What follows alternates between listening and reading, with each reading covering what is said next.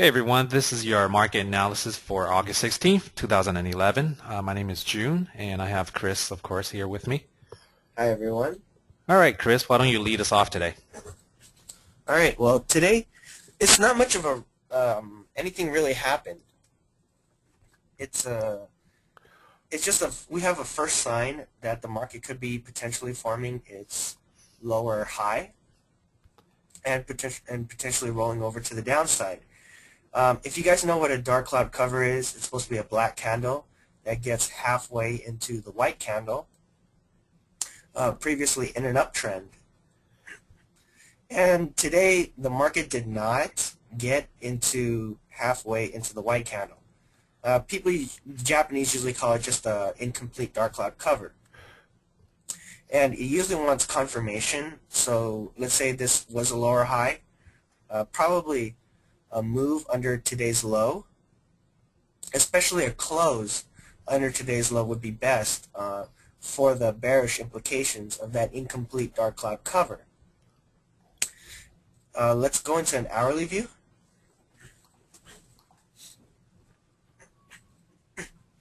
Okay, if we really zoom into the hourly view for the last couple days, excuse me, we can see that the market has just been side trending.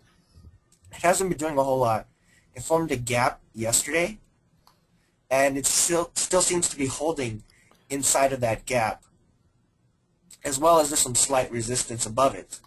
So we have a box range right now, and that's why I was very. The market could go either way with this box range, and if it wants to roll over, that's why I want to see it break under that 1180, 1175 level, where that gap was, for confirmation of the market moving lower. Now, there's always the bullish scenario where the market doesn't break that level, and it just continues to form its base, and once it breaks out, then it's probably going to move back up higher. And if we go back to the daily view, because of that type of bullish scenario, then I wouldn't be surprised for the 20-day exponential moving average to be a nice target to the upside for this market.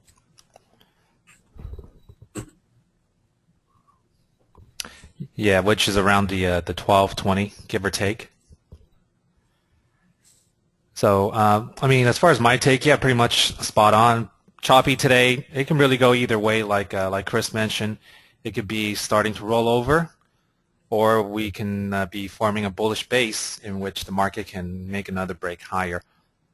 Here's something that I've actually just spotted recently, is we can also be wedging up higher and just connecting the highs and lows. It's forming a small wedge. So if we do have an upper target, it can probably hit up here around the 1220, which coincides with more or less the 20-day moving average. But if it breaks this support line, then that also confirms a downside move, again, which also breaks the 1180. So even though I drew this fancy wedge, the patterns or our target levels are still more or less the same. But this might help you visualize a little bit of what's going on with the market. So that's something to look forward to. And also, I think overall, when it comes to trading in this environment, you really don't want to be leaning too much on one side. For example, you don't want to go all long here or all short here, because right now the market is still in that consolidation correction phase, and we don't know if it's done yet. So what I'm doing is, having both long and short positions. For example, I've mentioned that I shorted Citigroup, which is a weak stock today. You can see that Citigroup moved lower while the market moved more or less sideways.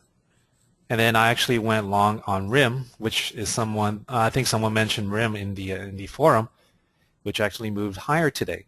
So despite a flat market, you can actually make money on both your longs and short. Because what really makes a flat market? If we take a look at the S&P 500, which holds 500 stocks, imagine if half of them went up and half of them went down. You pretty much end up with a flat market. Or the other thing is, if all 500 stocks were flat, then yeah, you would end up with the same result. So this is where, if you want to be trading in a flat market, you kind of have to pick and choose you want to go on the long, the strong side, right? The strong stocks. You want to go long, and you want to short the weak stocks.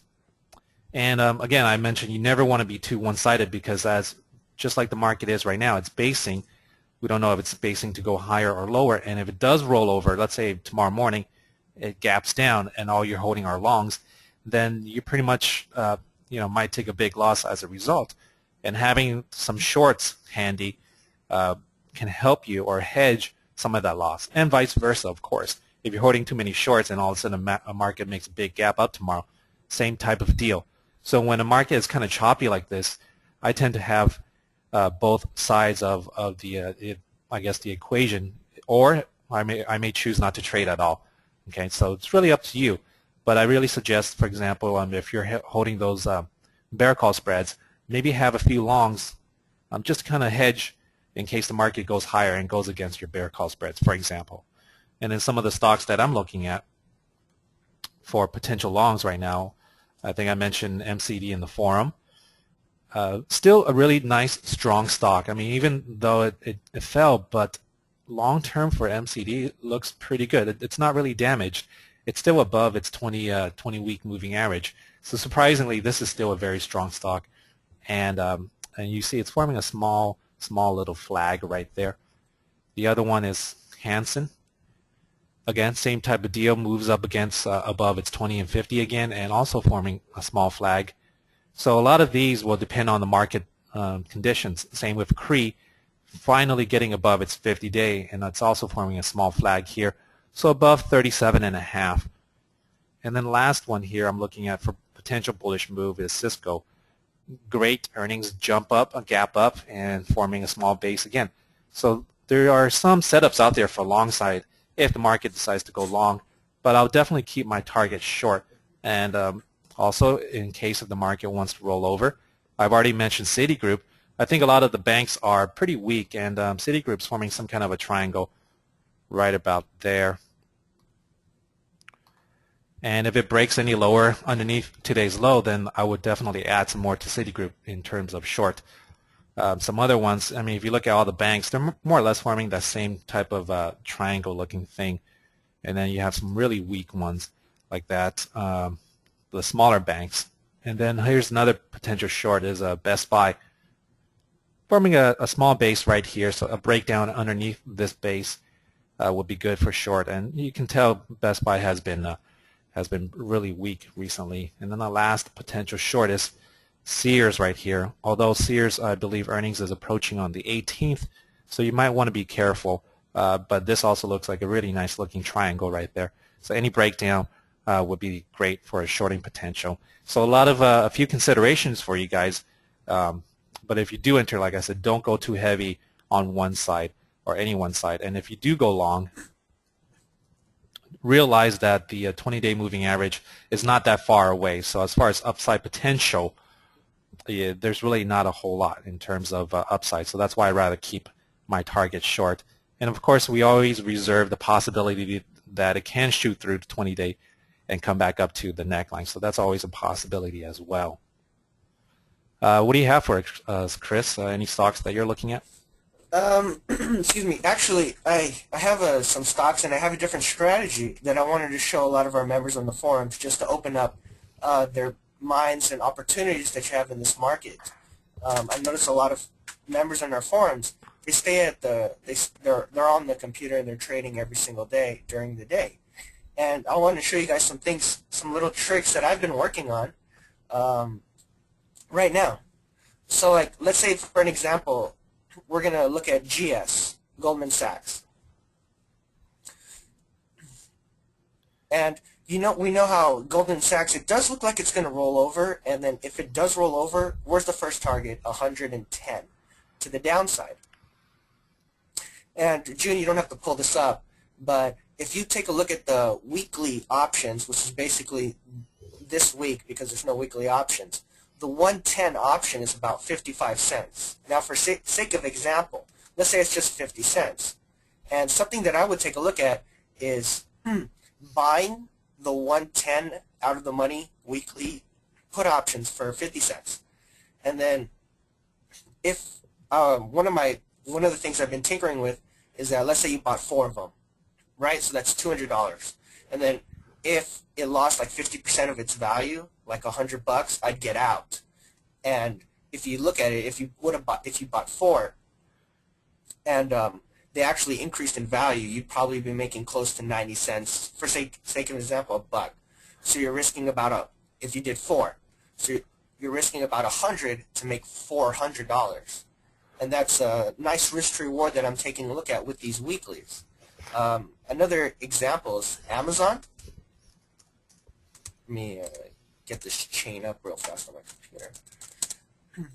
Amazon, let's say we're taking a look at it from the downside, and we're using some nice weekly options. Our first target to the downside is probably 190.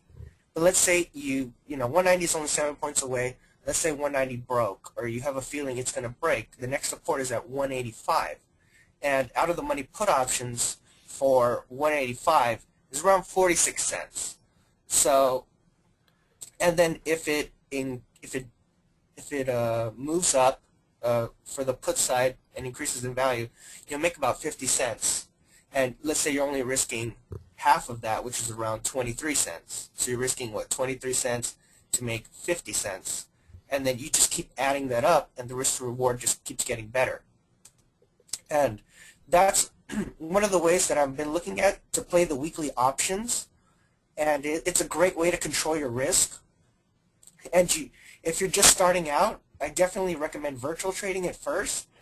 And if you don't want to even virtual trade, because some people say, "Oh, I don't like to virtual trade things and that," you can just try 3 or 4 those out of the money weekly contracts and just control your risk that way.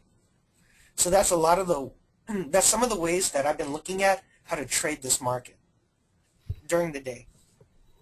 Yeah, I think especially with volatility as high as it has been, even though it's calmed down a bit, the range is definitely there. So it makes sense to buy these weeklies, and I think thanks. It's great that you share this strategy. That these weekly puts or calls or options, they are relatively cheap, and it's the same concept as if, let's say, you buy a stock and you set yourself a stop of I don't know, like $200 or something, right? Well, for example, and then if you buy those options for 40 cents, and then if it loses half, you lose the same amount, which is $200, even if you bought 10 contracts. So you are losing the same amount, but the amount of money you need to invest, for example, buying a $100 stock versus buying 40 cents option is different. You're not putting a whole lot. And even if things go really bad and you lose all that 40 cents, it's still a lot better than losing $10 on a stock, for example, right? So that does bring up a really good idea of how to really control your volatility, or in case of, let's say, things really start taking off once again and then volatility increases, sometimes by the time you put up your stop, it might be too late already. So this is where, okay, playing options does have its benefits, and it's definitely leverage in that sense. But right now, since the VIX has calmed down a bit, you're not really buying that expensive options. So yeah, that makes for a great strategy in terms of short-term trading in this market, just buying the weeklies. Actually, one more thing I wanted to add to that is I don't like to look at out-of-the-money options that are like $1, 90 cents. I'm really aiming for something around 40 cents, 50 cents, maybe 60 cents max. Is what I'm really looking for. Yeah. And eventually, if one of those makes a big move, it will make up for some of the losses. I mean, if you have one stock that can generate 5 times the return, it can obviously overcome or make up 2 or 3 past losses. So I think that's a pretty good risk to reward ratio. Okay. Other than that, there's really not a whole lot to say. The market right now is I think it's still trying to work out some of the oversold conditions. I mean, it's not as bad as before, but now that it's come out of it, we just need to know who's the winner, either the bulls or the bears. And right now, it's still kind of in a stalemate.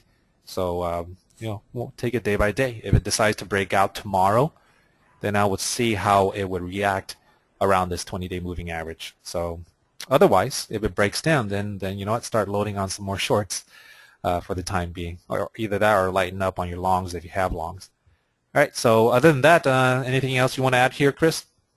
Nope, that's about it. All right then. Then we'll talk to you guys on Thursday.